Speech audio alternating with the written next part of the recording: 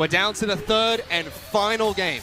One of these two teams' losing streak is going to end right here, as TOP and Vici are currently tied up 1-1 heading into that third and final deciding match. Raz, we saw in game number 1, TOP executed their team composition of Kennen, Galio, and Rakan fairly well, making a couple of mistakes along the way, but they picked up the victory. Game number 2, they tried their best to shut down Swift and go for those ganks. Didn't work out for them, and Vici executed their team composition revolving around Tarek very well. But in doing that, Vici still made a lot of mistakes in game number 2. Now my question is this going to come down to who can play the more flawless match? Who's going to make less of those unforced errors? Yeah, and if I'll throw TOP under the bus by saying that their composition, which globally everyone looks towards this composition and say it's the easiest composition to put on. That you have the Jarvan Galio composition, or at least the combination, and you look towards the Gnar, the Thresh, and the Kalista to follow up, because you need follow-up for that. And there were 2 fights, that they just threw their Jarvan ultis, or they threw their Galio ulti with no follow-up, and they lost fights because they didn't really think about how the fights were supposed to play out. So had they have done that, and had those 2 dives from both bottom lane and mid lane had gone off without a hitch, had they waited for Galio a little bit more, that's early game for TOP.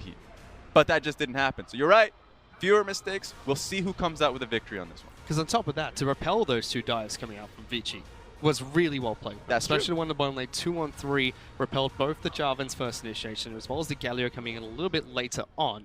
And then moving into the next one was a great outplay, which actually put them in the lead from that mid lane. That's true. And here's the thing about that bottom lane dive that really, the reason why that was so hard to pull off here. It was just because the fact that the Nidalee gank going mid lane, remember when Galio used his ult to get away from that was still on cooldown. They didn't have Galio ulti for the bottom lane dive. They need to actually wait a little bit longer, but they didn't want to do that because the wave was getting thinned out fast enough. So that was actually a nice, I would say, domino effect of the pressure that Swift was laying down there. So he may be incentivized to say, we'll leave it up once more, and maybe we can actually get a kill this time around if I don't try and mess up early on. Well, Raz, it's coming down to the third and final match. We'll let the casters take it away in just a second.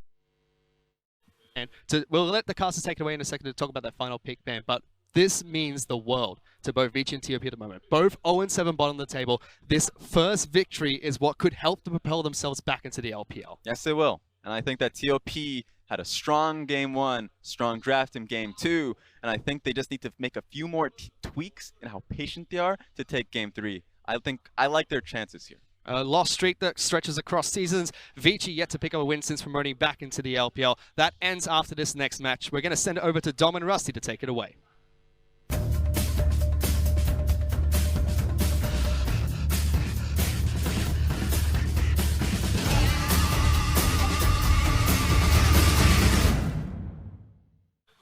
Of course, it had to end like this. Game 3 between Vici Gaming and TOP Sports Gaming. This is the final match. It has been 244 days since TOP's last set win in the LPL, 321 since Vici's last set win in the LPL. And within the next hour, one of these 2 numbers will change and the other will go on. Oh, we're straight will into it be? Oh, don't even have time to build the hype anymore because the hype is already here. Picks and bans. Rusty, Galio, first pick again for TOP. Yeah, one thing we should be looking at, game number 1, they had the Galio. Game number 2, they picked it again, and it was the Rakan and the Kennen that were taken away from them. Well, Vici, they get the victory. They remain consistent through the first 3 bans of draft phase, and now they once again know it's a Galio. Unsurprising from TOP. They're looking towards and they're drafting towards the 5v5 team fights thus far. Vici, knowing this, we have to watch how they draft. Certainly a change up for them. We'll have to see how this shakes out. As you said, Cassiopeia once again for Easyhoon. Tahm Kench looks to be the hover for Caveman. That was banned away in game 2 by Vici themselves. We didn't quite see it in game 1, so something a little bit safer from Caveman in that bottom lane, perhaps to protect Martin should TOP target him again. Both teams on the red side were banning it away. First or second ban phase, doesn't matter. It has been banned away by the red side every time. And this time around, they pick it, which is very good. Firstly, as a takeaway from Cat, they do usually pick their bottom lane now, all in one rotation. And TOP have actually changed up that bottom lane and what it looks like so far with shifts in the AD carry role. Yeah, Caitlyn locked in for QiuQiu. one of his more well-known champions, banned away from him in that previous game. And we'll get the chance to see him break it out this time. I believe, actually, no, it was TOP that banned it themselves. Sorry, Vici banned it. Gnar again picked up for Marin here in the top lane, and Gangplank again the answer for Meow. So TOP perhaps looking at something a bit more similar, whereas Vici going back a bit to game 1 plus game 2. It seems like, you know, Meow knows the Gangplank in a Gnar matchup. He actually farmed quite well as the 1v1 went, so he'd be super comfortable with that. And I do think comfort is the key word there for Vici's top laner. Marin does like to cause discomfort in his playstyle. He had the Cannon. Well, Cannon's now banned. He picks up the Gnar, and Mini Gnar is a right nuisance to deal with. And Gangplank is just very slippery, very difficult to kill, and going equal means that his execution was sound. Big damage in those fights as well, landing critical barrels onto QiuQiu and Cat when he needed to, allowing Easyhoon to pump out tons of damage by zoning with those barrels. But Kalista going to be banned away from TOP. Janna is the ban away from Cat in the bottom lane. I guess a little bit afraid of Caitlyn with the Janna there. Not exactly your prototypical support that we've been seeing at the moment between these teams. And again, with the Kha'Zix and the Janna gone, it's only the one support to be seen alongside that Rakan in the first 3 bans that were focused at all. Right now, AD carries and supports the bans from each respective team. I'm curious to see why that Janna was banned. Is it just going to be like the Lulu now? Are they really afraid of a siege composition coming out of TOP that follow it up with, say, the Jarvan and then the Lulu, and that's the comp? We'll have to see what it's going to be because, as you said, we're looking for jungle and support for TOP. As Sejuani was locked in for Swift, another one of his champions that he's very well known for. Huge engage potential with that Bola. If he manages to catch someone out of position, there's going to be some big follow-up from that Cassiopeia, from that Gangplank. But it might be TOP are the ones looking for the engage themselves. As Jarvan locked in for Karin here. And this one does make the most sense, especially against the team composition of Vici being able to firstly get rid of the Kalista, get rid of the Varus, acknowledge that whoever the AD carry is going to be, Braum would then be good against by deducing that fact. If they want a hyper carry, if they want a long range carry, a poke carry, Braum does beat all of those. Kalista can circumvent it, and Varus just does too much damage in general to the front target that he hits. And there you go, they choose to play safe. They choose to play the poke support, work with the Tahm Kench. It's a good 2v2 duo here from Vici, but it's not a lane-winning 2v2. Perhaps something a bit more safe from Martin to allow his team to scale up, allow Easyhoon to step forward. Because as we said earlier, he has been practicing. He did not take a break during the new year like most folks. He stayed and he scrimmed and he practiced to get better. And it clearly shows. Game number 1, he did a great job on that Cassiopeia with the CS lead over Korn, pressuring him out in that lane. Game number 2, huge damage on that Rise. Now he's back on this Cassiopeia again. Will Vici be able to close out this series off the back of Easyhoon and Swift stepping forward? Or will TOP Sports Gaming finally end the longest loss streak in LPL history? And TOP seem to be very inspired by Team WE as how their drafting has gone in this best of 3 series. Game 1 was the Wombo, Game 2 was the WE Wombo. Game number 3 is the WE Siege that we all saw at Worlds in 2017, but it's not going to be the Ardent Sensor Siege that we were seeing at that Worlds. Instead, the Braum is going to be there, and a composition that excels that instead of just taking down the structures, diving you if you're near the structure at all.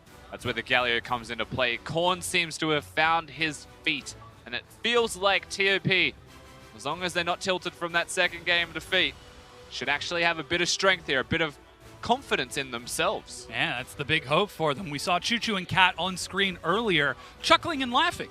They seem to be in rather high spirits and that's coming into this game 3. That's the thing, they were losing the game already. They almost by some miracle won the game, but they were losing the game anyway. And so it shouldn't actually really affect your mental all that much to lose in the end. Yes, it was close, and yes, the way that they lost just completely sucked for TOP. Well, it's great for Vici. It doesn't affect your mentality all that much. You should be able to reset, come into the 3rd game, be perfectly fine. And that laughter, the smiles that you saw from those two, absolutely reminiscent of that. Now here's the final chance for these fans to cheer on their teams. The TOP fans representing as loud as they can. Vici, on the other hand, not quite making up for it in volume, but certainly not lacking in spirit for this Game 3, this ace match, the final game between Topsports and Vici. Already Marin and Cat are in a very unique situation. They're pinging forward onto Easyhoon. Yeah, this is the Balan bush. That's what we'll call it. Threatening the top side of the middle lane. Of course, a Braum at level 1 is very dangerous. Marin being ranged as well on the Gnar, able to couple with him quite nicely if they want to look for kills, and also just having the slow there on the boomerang toss. So TOP, whilst they're not going to commit to anything, they're looking. You know, this is coy.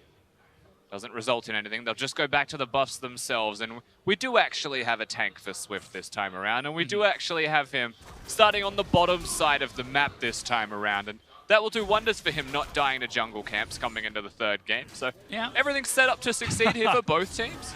Could you imagine a world in which Vici Gaming are able to start the game off without a free death? If he dies again to jungle camps, I am leaving the desk. It's just you. You're by yourself. I can't handle that. We'll give it the classic solo cast as Karin immediately steps forward towards Easyhoon and just rushes him out of lane. Already TOP with the change-up, identifying that he did suffer in game number 1 and springboarding him forward into game 2. Just gives him the get out of lane. You can see the vision placed there as well by TOP at level 1, what that's able to result in. Knowing where Swift started, knowing where Karin wants to go, and how he wants to play around and navigate the jungle. Now, this will come down to potentially a smite battle, but he gets in first. Oh, he certainly does. That's some good damage with the red buff as Swift is now running and retreating. Blast Cone gives him some distance and allows Swift to back into his own jungle. And good stuff from the Jarvan here, able to get into the jungle after threatening the mid lane. It doesn't mean too much that he walked through mid, but that actually sped up the process of getting him to the red. And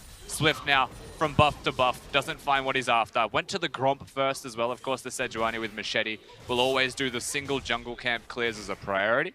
And now just gets the scraps of what is left in the jungle. It doesn't feel great to have that Machete and have to go to Raptors, unfortunately, for this Sedge, but she'll be okay because she's level 3. Not to mention it is Swift, a very intelligent jungler by his own right. He's spotted by a ward on this invade, so TOP well aware of the trade that they're making by sacrificing their Raptors here. But unfortunately for Vici, whilst the Raptors are good to have for Swift, it's not going to result in getting a major buff, and it does still mean a 3-buff start for Karin, who's still taking the opposition side of the jungle in that red side quadrant. He can recall, then go to his blue. 3 camps waiting for him, and that should result in an experience advantage for the jungler over TOP. That's a good first step towards getting an advantage on the map at all when you've got a Gnar doing well in the top lane, when you're able to influence the middle lane just by being there for that little bit of time. And they know where Swift is, which is the other major piece of knowledge. Not to mention the fact they're able to prevent him from finishing off those Krugs. And with that, he's forced to retreat back to his own side of the map with the recall. Krugs even being finished off by QiuQiu and Cat. Yeah, we get to observe the experience of Swift, I guess, at this stage, right? He's being pressured in every single place that he goes, every position. Can Swift continue to stay headstrong? Can he actually find jungle camps and experience by being in the correct place at the correct time? Or does he actually make tragic decisions, forcing fights in places that he doesn't want to be, or do something desperate to get back into this game? He's about to discover that whole jungle he's gone back to is gone. The other side of the map might get Gromp up in the next 10 seconds, but it's all completely gone. There's not a lot. There really isn't. Like you said, Karin already a level ahead, turning towards his own Gromp as Easyhoon with the Monoflow ban is just pushing Corrin out of lane. 27 CS for the recall. Yeah, Corrin's actually done this to himself as a mid laner in this instance, ran out of mana and then chose to stay for extra money. Of course, he has the teleport, so we'll see how much he's able to purchase for himself before coming back. And the answer is not a lot, but maybe enough. Null Magic Mantle and the Dark Seal as Corrin clears out the wave with a quick Winds of War and Justice Punch, beating out the recall of Easyhoon, who this time has taken Airy in that mid lane on the likes of this Cassiopeia. You know, we spoke towards the mental state of TOP earlier, but the composition itself actually is something that has changed from TOP between games 2 and 3 by having that Caitlyn there, having that Siege there. And the things you'll have to be looking towards with this team as the game progresses is actually going from the mid lane to the bottom lane, working with the Caitlyn. It's not about Marin, it never has been in this set. Well, this composition's actually very good at working around Chou and Cat when they play in the bottom lane, if they can get the push going and set themselves up for success. Well, if they do find that opportunity, they should break down in Tier 1 eventually. Meanwhile, Swift, like you said, he has been just the unfortunate wanderer, traversing around the map looking for something. Karin didn't even finish off these Raptors from Swift's first invade, And a I don't second know invade. if that was Swift that didn't actually finish off the Raptors and then just did I believe to it was, himself. yeah. Because he went his back in first later and invade. left them. Yeah, That it kind of feels bad if you're Swift in that. because then they could have been there. Yeah. But in fact, they were not. Heads over and finally clears out his own Wolf and Raptors. But now that means that Karin has got to adapt and change up. He's going for the invade, catching the respawn timer of Swift's Raptors. Spots him out at rather low health. You know, Swift actually has an experience advantage currently as well. It's 5-4. Karin is a scuttle crab away, to be fair, from bridging over to the level 5 mark. Any of the Krugs would get him there. Easyhoon's actually following this to protect Swift, which means Korn is allowed to push up just a little bit more in this lane. Fortunately for Vici, that is the exact thing that TOP want. If Easyhoon leaves mid lane, Galio is able to push it, and Galio ultimate is in range of red buff. So every single time that they press up like that, every single time that Easyhoon's able to leave lane, it's a small victory for the side of TOP. Already you can see Korn clearing out some of this vision for Vici to open up the opportunity for a potential hero's entrance to the bottom half of the map, as QiuQiu is just happily trading damage with Martin. Yeah, QiuQiu's gone towards the fleet footwork. So happy to trade his health where possible. As long as it's trading, it's a win for TOP's 2v2 down in the bottom lane. Vici on the opposite side, you know, Martin and Caveman just want to keep farming, hit those Kleptomancy procs on the Ezreal wherever possible. But ultimately, they are still looking to just, similar to game 1 and 2 for Vici, let TOP come to them, counterplay it as best they can. It's a Cassiopeia, Sejuani, Gangplank, we mentioned this already, Ezreal and Tahm Kench, not the Braum, but still very good at having people come at you and then counterplaying. Well, it seems like TOP are getting quite the advantage from Vici playing this almost lackadaisical style, and that Karin has now stolen a second red buff from Swift and continues to keep vision on that side of the map. Yeah, good timers on jungle camps as well, knowing that Swift was at the blue buff. He was actually too low to contest the red anyway. So they were able to steal a second consecutive red buff, went from red to red, coast to coast. Doing a lot of work, actually, Karin. Trying to open up an advantage for his team here in this game 3. Haven't seen too much excitement besides that, but we might see some now as Easyhoon heads bottom. Spotted out by a ward, though. You know, a lot of the changes here, though, Dom, are actually around the top lane as to who's getting advantages. There's a CS deficit in the mid lane, but the Cassiopeia Galio matchup, Easyhoon's been doing that fairly consistently against Korn so far. And the bottom lane's a CS advantage from Martin and Caveman, who have been doing very well, even with any kind of Caitlyn pressure being exerted onto them. So Vici, with those CS advantages, still unlocks Swift for an area of the map to be able to pressure, to be able to push forwards, and that actually results in an objective for them. Where the opposite side of the map is where TOP have been winning, Marin has been unlocked. He's been doing much better into Meow this time around. Able to push up towards the turret. He's even got Karin there to steal away the Krugs of Swift, but Krugs aren't going to win the game. Meow, with a very timely backing up, sacrifices a healthy amount of CS, but keeps himself alive and keeps his turret standing because it is still early, and Easyhoon is just being a bully. Yeah, Korn's overstepping. He's trying to get back in the lane, diving in the top Whoa, lane. the predictive stopwatch and the slam. Meow simply flashes away from the turret, cool as a cucumber. That could have been the worst thing ever, but it ends up being the best thing ever. Big risk for Meow with the use of the stopwatch. Marin also uses the W and tries to stun him whilst he was still in stasis, so very perplexing stuff from TOP when they go for that dive topside. Vici now responding bottom. Ooh, that's going to be the stun. Tagging onto Cat. You can see the Abyssal Voyage to get the rest of the team behind the turret. They chase it up and follow up with the first kill, Vici Gaming. And decisive from Vici. Very clean coming out of Swift and Easyhoon, having pressure in the mid lane. And finally, they bring Easyhoon everywhere at the same time. And it feels like they're doing what TOP have been with early pressure, but better. And now that's resulting in more. Teleport immediately towards the turret from Korn to try to defend it. Still, there are 4 members of Vici here, so QiuQiu has to stay nice and far back to keep it safe. And Martin, he's walking awfully far forward. Just asserting dominance, yeah. There was a cannon there, so he wanted to threaten and maybe get the headshot auto attack onto himself instead. He might get a Klepto proc. Worth trade in the end if the cannon goes missing, but perfectly fine from Chocho with no summoner spells, though he is in a lot of pressure. under this turret without Cat available and nearby. Yeah, Vici, as you said, almost surgically finding the opening in that bottom lane and picking up for themselves this first blood. Martin, 15 CS ahead, 14 down to 13. As he just continues to trade back and forth, back and forth. Meanwhile, in the mid lane, a much better performance from Corn here in this game 3 compared to his game 1. In this same matchup, he's only down about 10, 13 CS. Yeah, as CS goes, it's still perfectly fine from Corn into the matchup, into the 1v1. There's no kill threat onto a Cassiopeia who has Cleanse, unless Karin's nearby, but Karin has been far more focused on taking away jungle camps from Swift, where Swift has been focused on taking the camps that he can, and then perhaps looking towards ganks now that he's level 6 and beyond. Still, the threat is here. No flash, no stopwatch on the Gangplank in the top lane. And Swift has to respond to this one. There's no such thing as a trade this time. It would be first turret blood if they leave Meow alone.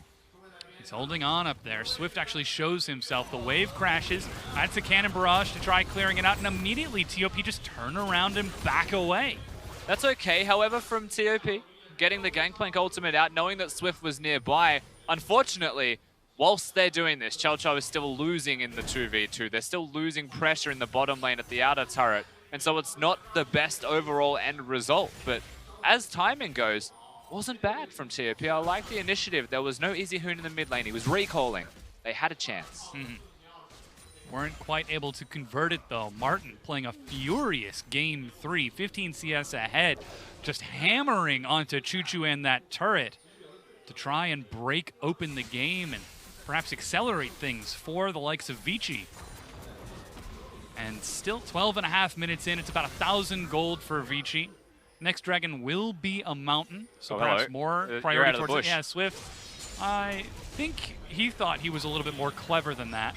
Oh no, he he's actually still turns clever. around and forces the engage. That is, in fact, a clever play.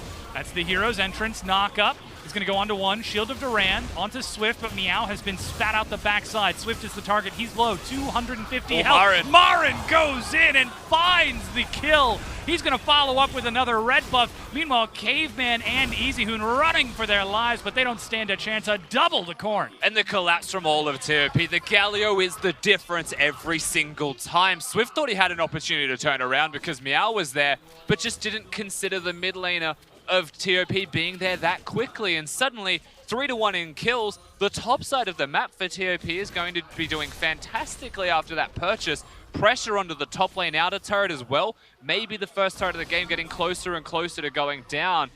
Vici overstepped their bounds, and for the first time we see TOP use their composition in this game. They've been looking for it, but they finally found it here 13 minutes in. As Marin takes some damage from the barrel. He's still trying to break down this turret, but Meow holds it for yet another wave, nearly 40 CS ahead, but still not quite able to break it open. A minute now until that Elder Dragon is up. Teleport ready for Marin. Should be ready for Meow by that time. You know, usually you'd look at the Gangplank and you'd say CS deficit, not a big problem for a Kleptomancy user, but with a 1-0-2 scoreline backing Marin, that 30-odd CS and 3 kills being involved in is a massive amount. Red buff also will kill Meow. Oh, he lost his Q. Oh, looking for more damage. As you said, missing the boomerang, but Marin wants it. He's tanking the turret. No stopwatch. Flashes away and misses Mega as Meow sidesteps on his own. Now, Flash being traded in a red buff for Marin, even in a health trade like that, is a win for Marin. Usually you'd say the Gangplank because of the oranges being there, but the health regeneration that Marin's got, you can see it on the left of your screen now, as well as hitting Mega. Massive work. Should actually just be the turret now. Yeah.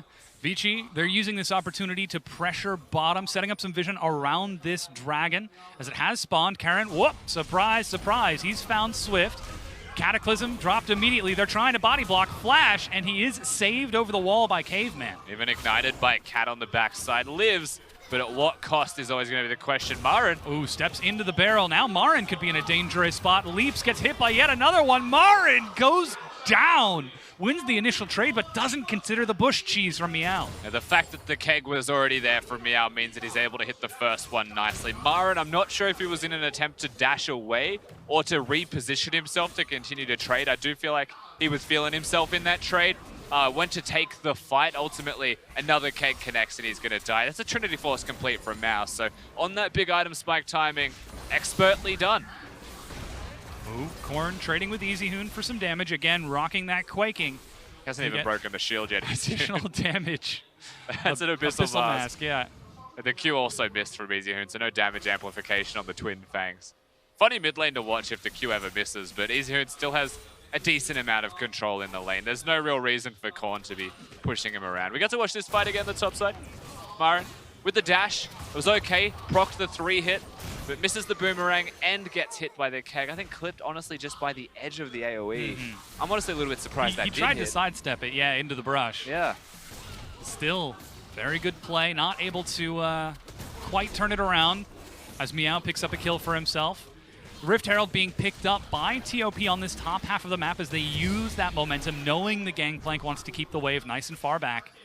Though that means that Vici get the chance to invade the jungle of TOP on the bottom half. And suddenly Meow's backing away from top lane, expecting Karin to be there, not knowing where Marin is. The Gangplank disappears, has got teleport, and they're diving bottom. Oh, that's going to be the bullet tagging. Once again, Caveman is the one who gets the kill. Cat is the target as Meow teleports in. Flash from Cat.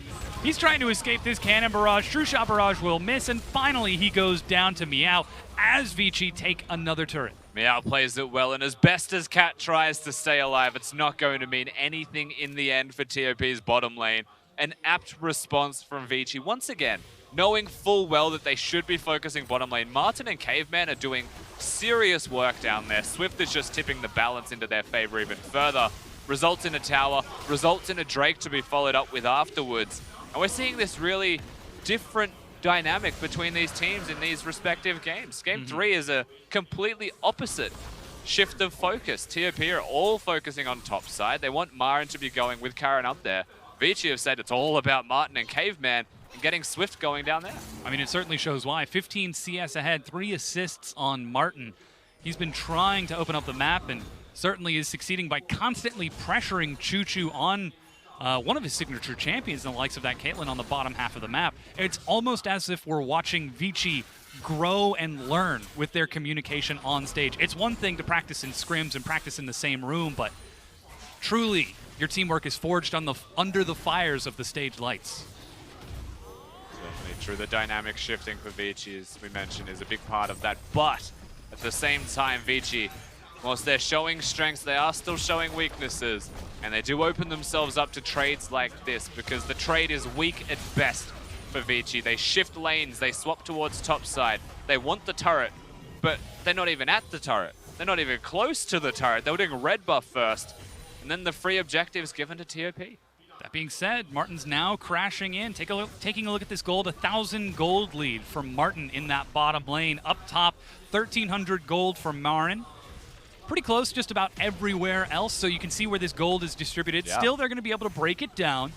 And with no dragon for them to worry about, Vici are content to hang on this top half of the map. They do get it just in time. Lots of damage from Martin, considering he only really has the Iceborne Gauntlet, but he's already upgraded to Muramana at 18 odd minutes into the game. So his damage is significant. Did he just arcane shift Oh, forward? yeah, he did. Okay. Martin is really feeling himself this game.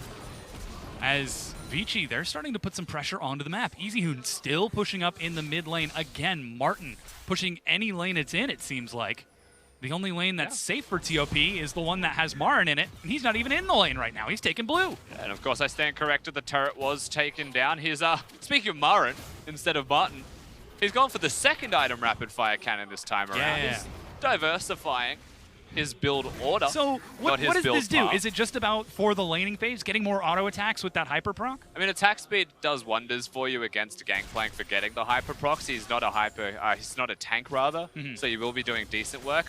The range helps a lot as well for continuing to get those autos. Oh, that's long range, slow, but nothing else. But I wonder if it's just because the range is surprising to Meow, and when a lot of the Gangplank lanes are about keg play, and if you can stop the kegs from hitting you, then you win the trade, generally speaking, against a Gangplank. The attack speed helps a lot for killing kegs, and the extra range means that it's harder for a single keg to ever take you down. Yeah, I mean, it seems like it's working. 50 CS ahead of Meow in this game as Rift Herald actually has just dropped in the mid lane. Easyhoon is making his way there as the wave is being cleared out as quickly as possible. And that will be a full health charge. Oh. Meanwhile, Corn gets good damage onto Martin on the top half of the map. Yeah, Korn diversifying his build's gone towards Morello's and is doing so much damage there for the mid laner of TOP, destroying Martin's health. Yeah, Marin shows up as well, stepping forward, even tanking the turret as the wave is cleared out by QiuQiu. 4 members of TOP in the mid lane, and they break down the tier 1. Bam, siege composition, able to siege, uses the Rift Herald, and suddenly they get themselves a turret. You look at the other sides of the map, because again, Vici, knowing full well what TOP want to do, should be able to trade somewhere, but they can't. Korn actually won the trade, chunked out Martin, forces him to base, and for Caveman to be there, and suddenly TOP get the objective completely free. And they're still looking towards objectives. You've got Korn topside still threatening. Good map control from TOP. This should help a lot with their vision. Yeah, well, certainly they only have some defensive wards for now and 1 in the Baron pit, not to mention that Scuttle Crab in the bottom river. Not placing too many wards off the back of that vision. It's still Vici who are dominating the map with their own vision. Now, we mentioned this at the start of the best of 3 as well, but Vici's warding does seem to be just a little bit superior to that of TOP. They are very refined TOP when it comes to fights around objectives. When it comes to placing vision around those objectives, they're usually quite strong at it, but the interim vision is generally what is lacking. Once again, you can see that gold on the bottom of your screen. Still looking very similar, though only about 500, 600 gold lead for Marin over Meow, despite the 40 CS change. Yeah, Still seeing flanker. Martin with the CS lead. Can't stop the pirate from getting that booty.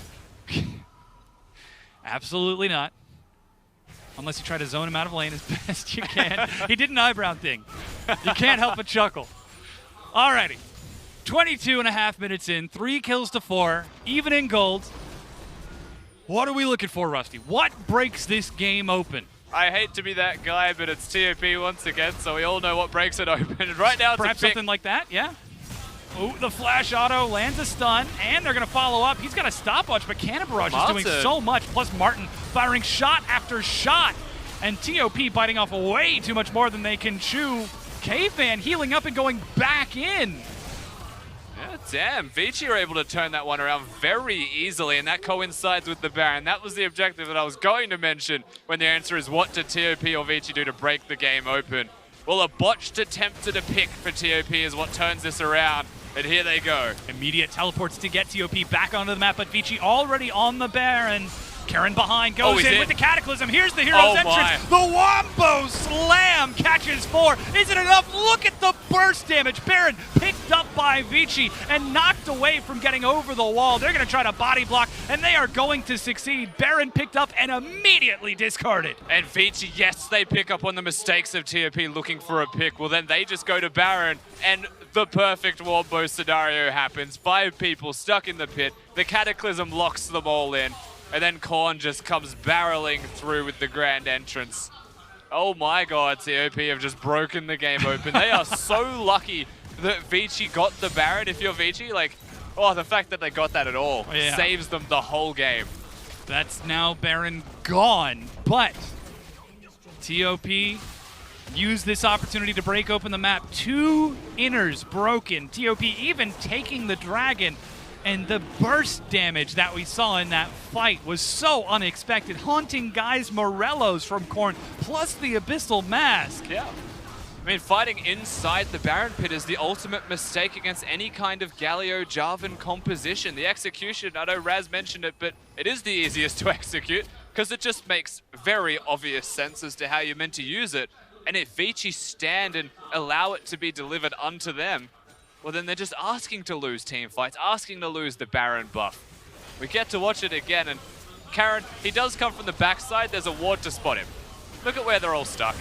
You feel bad for them. The only one that doesn't get hit is Martin by the stopwatch, but he's next to Korn, channeling the W to taunt them all. Yes, it does damage now as well on the Galio. And when he's got a Morello's, when he's full AP, pretty much just one-hits them all. You could see the immediate regret of Easyhoon. As soon as he stepped forward and joined his team, he tried to turn around and retreat, knowing there was a chance, but just not quite enough. Meanwhile, you saw an attempted gank onto Korn in the bottom half of the map. He did hero's entrance to Karin once again, just like it did in Game 1 to escape. You know, more often than not, a lot of teams will attempt to steal the Baron in that situation and look for the fight afterwards. It was about the timing there for TOP that stands out to me as like the biggest win for them overall in that trade. They didn't care what the health of the Baron was. They only cared about getting the 5v5 team fight. Baron was the afterthought. Firstly, that's just nice progression from TOP. To think of something other than the Baron? Yeah, knowing that they just want to get the 5v5, get the wombo, and they do so successfully. But they executed on it perfectly as well without that hesitation. I think the lack of hesitation is the real key there. They're able to quite cleanly pick up that ace. Still only a 2,000 gold lead, so not too much of a lead, though you've got to imagine the emotional burden that Vici are feeling after a play like that. Because again, this is Game 3. This is the ace match. It's been 240 days since TOP have won a series, 320 since Vici have won a series in the LPL. And while Vici have won in the LSPL, this is the big leagues. This is where they've really got to show they've got what it takes to keep up. And they've taken games off EDG, right? Like, they have been able to keep up at moments, but at other moments it looks like they're not even here to play on that day. And we've seen a bit of shades of both from Vici throughout this set. We've seen the good, the bad, the ugly. We've seen all of it. It's just about which Vici shows up in the next 5 to 10 minutes. They're at a gold deficit. It isn't substantial, and you can tell by Vici's positioning on the map that they feel like they're behind, but not significantly behind enough to just be hiding. They do have an opportunity. Martin knows he is strong.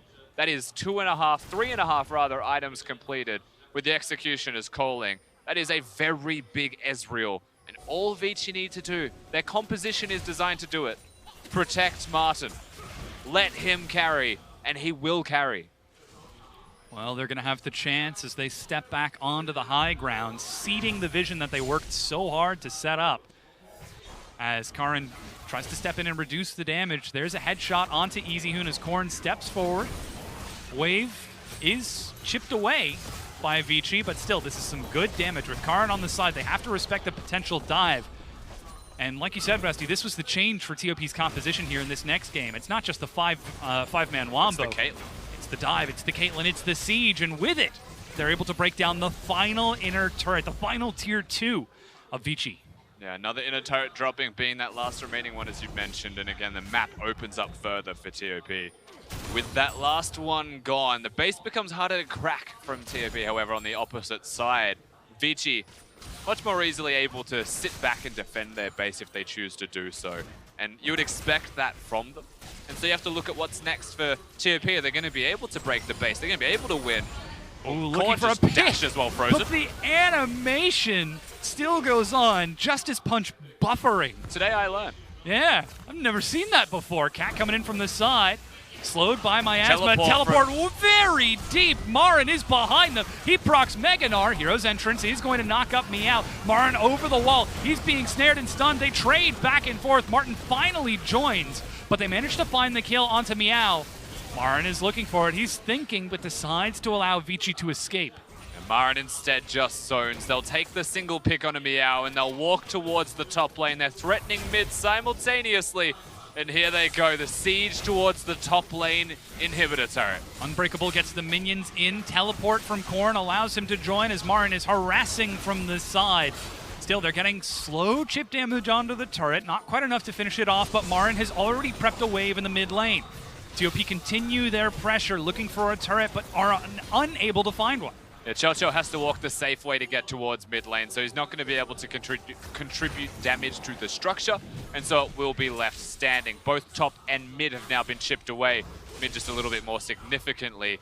However, the turrets are standing. Everything is still alive. Vici's hopes and dreams in this game well and truly still there. And it means that the next objective for TOP, as expected of course, you can't realistically siege against Vici unless they made a mistake. It will be the Baron. Yeah, but look how diligent Vici are being as they push forward onto the map. TOP just emptied all of their wards onto the red side map of Vici behind that Baron buff, and immediately they are cleared out. Caveman, Swift, and Martin stepping forward to keep that Baron buff clear and safe. Though TOP will get back onto the map first, Vici are prepared to match them, and they could be ready for this fight. They certainly should be, and I feel like that's where TOP, with what they're currently doing, is very clever. Of course, clearing the mid lane, getting mid lane priority, then being able to move that over towards the Baron. It means that it's a lot easier to place that vision down, win the vision battle, the vision war even.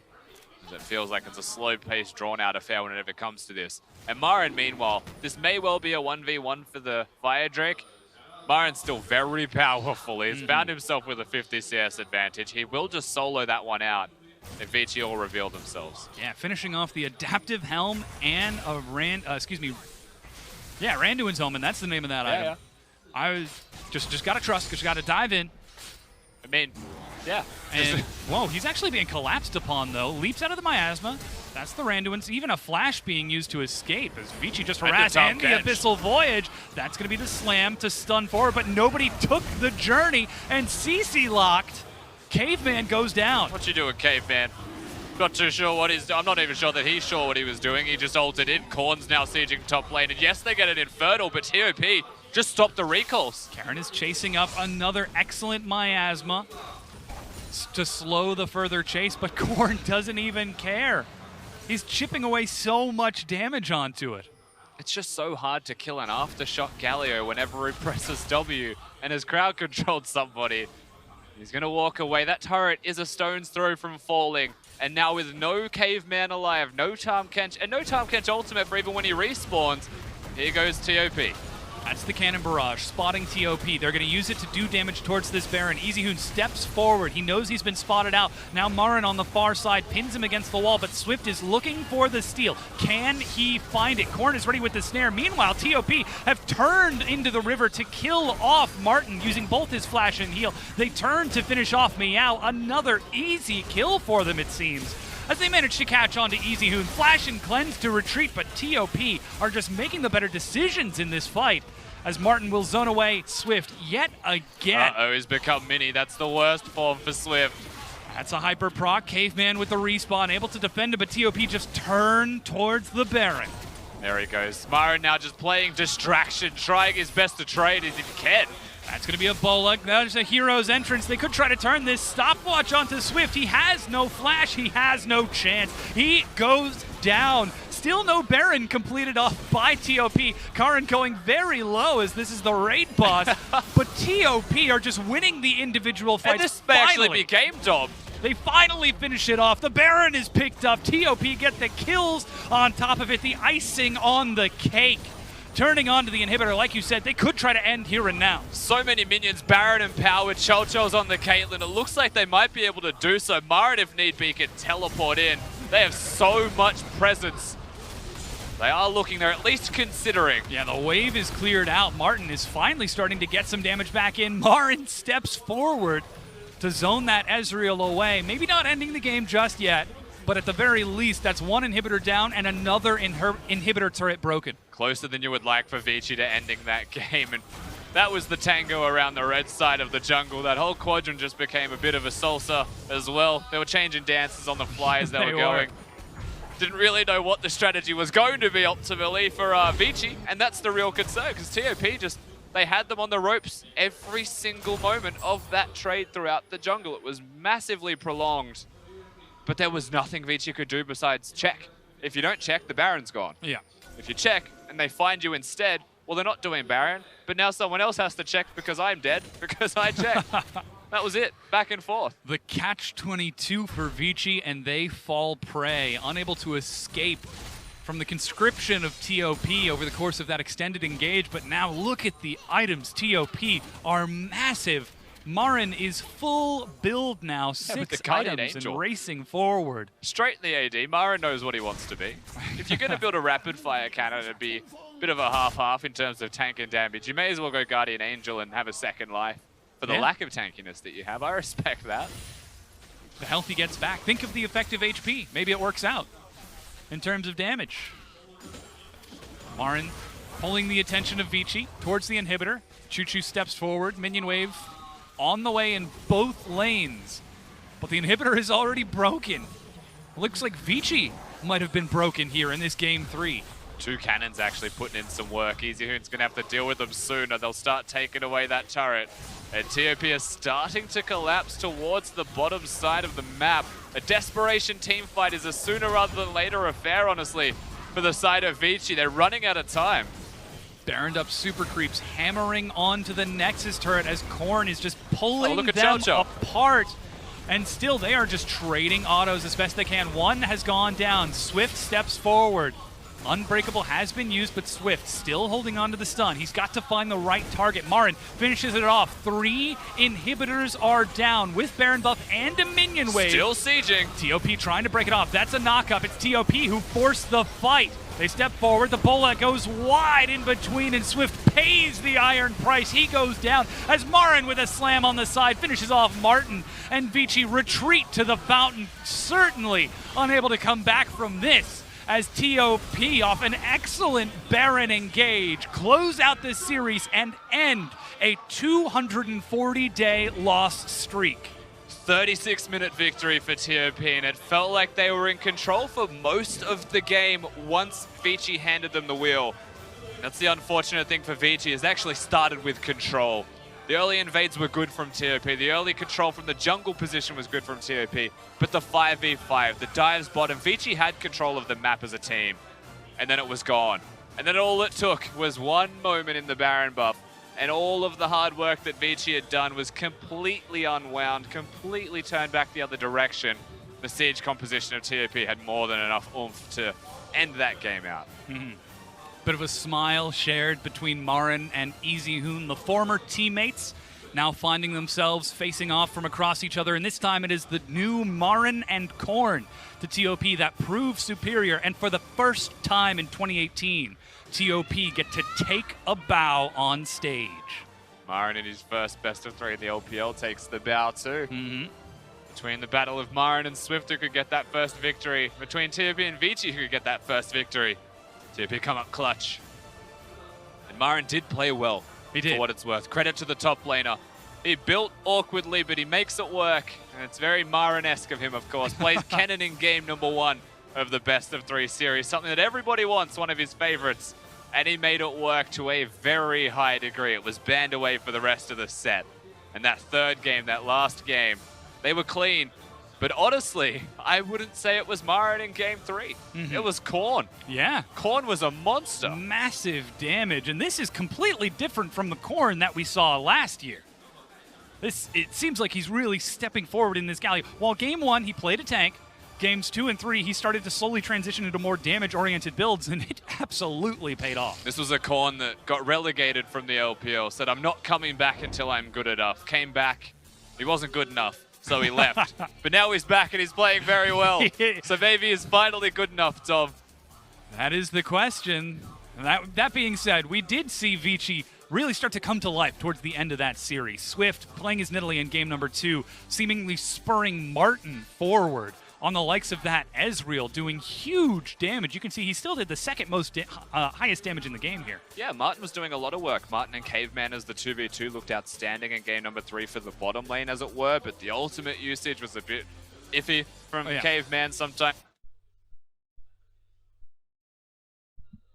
Trying to go in deep. He just wasn't able to succeed there. Sorry, our headset just cut out in the middle of that. But again, he was that was Caveman looking for the Abyssal Voyages. He was hunting for them, but nobody really followed them up, and then he went too far. And that was, again, that one time he went too far results in inner turrets falling down, results in so much for TOP, and they were very good at capitalizing when they found advantages. Yeah, they certainly were. Well, now it's up to our analysts to break down. That's TOP's first win. It certainly was TOP's first win, and also they break the 18-game losing streak, 18-series losing streak. Yes. Unfortunately for Vici, who just promoted from the LSPL, still yet to pick up a victory here in the LPL for this split. Now, Raz, moving into this match, Game 3 looked very different from Game number 1 and Games number 2. We're going to take a look at a couple replays in a second, but first up, it was TOP, not playing towards the bottom side anymore. This time round, it was all focused on top side of the map. Yeah, and I thought it was really just surrounding the pressure that the jungle matchup had, actually. That Karin was able to actually impact based off of the Jarvan versus Sejuani matchup. Gets red buff for himself, immediately punches towards the enemy red buff, pushes Sejuani off of her bought the topside clear, so suddenly he had no control of his topside jungle. Jarvan has full control there, takes the first red buff, takes the second red buff. Ladies and gentlemen, this is the third red buff that we got to see coming out of TOP. Vici didn't want that to happen, but unfortunately there was so much control out of TOP in this point in time that this team fight got to happen. And it was massive showing of TOP's team comp as well. We had the Gnar, the Jarvan, as well as the Galio. 3 games in a row, Korn got his hand on that champion. We heard from Rusty and Dom, they thought that he was a star player in that third and final game. However, Vici were able to fight back. This time, their focus was on the bottom side of the map, and it gave them some nice leads. Yeah, so the fact that they said, oh, well, you know what, I don't have any control in the jungle anymore, the top side's no more, let's go to the bottom side of the map and let's get a dive going for ourselves, even brings GP into the mix. This is what I really loved about Meow. He recognized how much damage he was going to be able to output, also the slow on top of it. If the Ezreal ulti didn't get the kill, well, his Q was going to be able to do the damage. So even with the earlier kind of deficits that they had for themselves, Vici did not go out without a fight. And I gave Vici a lot of flack in games number 1 and 2 for not having an accurate game plan. Game 3, they shut down that lane of Caitlyn Braum, who was trying to see if they could siege up turrets moving into the mid game. And on top of that, TOP tried to overpush that. They went for a pick that did not work out against Vici. Vici used it to rotate, pick up a pick for themselves, and they moved towards Baron. However, that's kind of where TOP's team comp came online. That's when you realize how easy of a composition TOP has for themselves, because we talked about how easy Jarvan Galio is. Game 1, they had the Galio and Rakan as well, so it was just like, at some point, TOP is going to get the combination. They're going to get the Wombo combo for themselves. And they got it just that moment. It felt like, even though Vici Gaming looked like they were able to secure themselves with Baron, is like, all you really need is a Jarvan delivery system. Korn, we talked about his damage-heavy build. By the time the rest of the carries came up to catch up to him, his Q had already bursted the backline.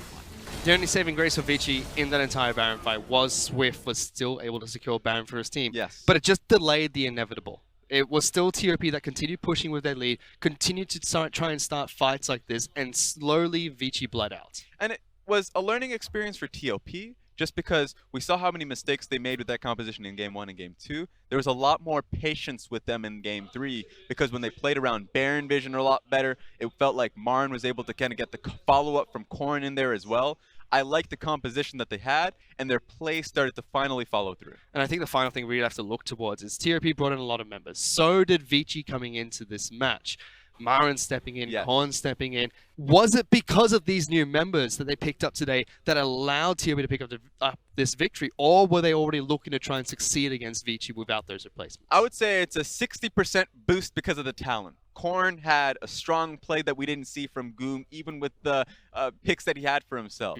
And then Marin was just a constant carry threat in the top side of the map, not only because of his picks, because constant times he was able to output pressure when that wasn't going to be the case if you put in the 2 other top laners of Lies. And it just felt like that this time around the skill was there for TOP, but also the pick ban. I thought that the coach, of course, for the team really got them strong pick ban time after time after time. Sure, Vici gave it away for them, but they were able to take the opportunity to get themselves that pick. Well, with that, TOP are able to stop the losing streak that they've gone on since last year, and that was off the backs of Marin as well as Korn, who stepped in for the team for this match today. For now, though, we have QiuQiu standing by with Korn, the mid laner, for TOP for an interview. Hello everyone, and I'm QiuQiu. With me is the victorious Korn. Korn, 你可以跟大家打声招呼吗？大家好，我是那个 Top 的中单控。 So I think the name Korn does ring a bell with a lot of our viewers, but a lot of you might have forget who he is. He's been the world finalist in Season 4 with Starhorn Royal Club and also was the mid laner for Newbie last split. I want to ask Korn, where have you been and how has your path back to the LPL been? Korn， 我想就是跟大家提醒一下，其实我们很多西方观众可能对你的名字有些印象。你之前是这个世界赛的亚军跟这个 Starhorn Royal， 那去年的话也是在Newbie 上面担当中路的这一个位置。你能跟我们讲一下你最近做了什么？过年过得怎么样？然后怎么样回到 LPL 的赛场吗？因为就是Newbie没了嘛，然后我当时是因为有合同在那边，所以说后面就是因为合同问题，大概就是等的时间比较晚，然后大概过年前我才就是把队伍确定下来，就是因为拓鹏那边就是需要就是多个选手就是去打轮换制这种一样，然后过年的话过得还是蛮开心的，因为休息了蛮久的。然后就是个人状态的话不算太好吧。 Okay, so Corin's answer is that you guys haven't seen me for a while because my contract was still with Newbie, and because Newbie disbanded, it took a little bit of time for me to find a new team, and Top reached out. They wanted to have a bit more rotations on the team, so they asked me to come over. As for my new year, I felt like I had a fairly fun time. It was a long, extended break, but for me, I still think I have more to improve on my current status. I think I could be playing a bit better. So my second question for you, Corin, is that we've just saw you've played a lot of Aftershock Galio, all 3 games. You've picked into this champion. Can we ask why Top prioritizes this champion so much? 就刚刚这个系列当中，我们看到你自己的话是选了连续3场的加里奥，而且都是带了这个新改版后的一个余阵。你能跟我们讲一下为什么队伍这么样的去重视这一支角色吗？因为加里奥是我们练习的比较多的，还有就是我个人也觉得，就这个英雄在中单里面算那种全面性中单嘛，就或许没有那么就是好的持续输入，但是他能支援啊，然后打线的话也不会就是被压制很惨那种。然后带余震这个天赋是因为那个 Swift 是我以前的队友嘛，我知道他喜欢抓中路，然后余震这个天赋触发之后就是有双看，所以容易保命。Okay, so Corin's answer is that Galio is a champion without any real weaknesses. You're good in lane, and you can also roam around and help your teammates. It's also a champion that Top has been practicing a lot. And another point about bringing Aftershock is because previously Swift was my teammate on Newbie, and I know he really likes to come and gank the mid lane. So the Aftershock with the double resistances really helps me survive the revenge of my former teammate right there. And the final question I have for you, Corin, is that we've just seen you guys play 3 back-to-back 4-1 composition games, and the 4-1 is actually a bit rare in the LPL. Can you share your thoughts on how you guys play the 4-1 and how you coordinate with your newest member in Marin? Corin, 我最后想问你一个问题，是我们其实刚看了你们打了3场的一个4-1的一个战术，那其实4-1战术在 LPL 我觉得算是比较少见的。你能跟我们分享一下你们对4-1的一个心得，还有你们怎么跟你们最新的一个这个队友，这个 Marin 来做沟通吗？就打4-1这个，因为是英雄问题，还有就是因为马瑞这个选手嘛，就是打4-1打得比较好，然后我们就是尽量让他个人去单带，然后我们就是大家互相配合。Okay, so for the 4-1, it's mainly about the player and also the champions that he plays, and just because we're playing it because Marin is such an incredible player, and it is really about the team coordination elsewhere as well. So that will be all for our interview here. I hope you all had a very good start to the Ear of the Dog, and don't go anywhere because we're coming up next with Invictus Gaming versus OMG.